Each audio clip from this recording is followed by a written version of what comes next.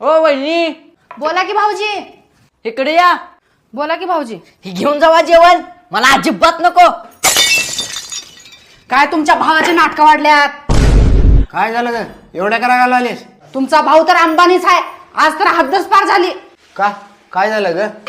एवढा चांगलं जेवण बनवून दिल ती, टाकलं माझ्या तोंडावर आणि मला उलट बोललाले. होय का? त्याची एवढी हिंमत वाढली का? थांब, त्याला बघतोच आता. तो थांब इथं. अरे पका थांब. काय झाले? वहिनीवर भांडण काय झाले? अरे काय सांगू दादा तुला, वहिनी दररोज ते भोपळ्याचीच भाजी खायला द्याल्यात. खाऊन खाऊन मला कंटाळा आलाय. टेन्शन घेऊ नको, मी पण रोज तेच खातो की. मला पण कंटाळा आलाय रे, वैताग आलाय भोपळ्याची भाजी खाऊन खाऊन. एक काम कर तू, हे पैसे हे बघ, चांगल्या हॉटेलमध्ये खातो. जा होय. जा जा जा जा. काय झालं? काय झालं म्हणजे? तुला वाकडं बोलतो होय? 2 कानाखाली लावलं तिच्या, मिनिटात सरळ झालं त्यांना. अहो कशाला मारलो, फक्त समजून सांगायचं होतं. मारलो म्हणजे? त्याच्याशिवाय नीट होत नसते आजकालचे पोरं. त्याला अक्कल आहे का?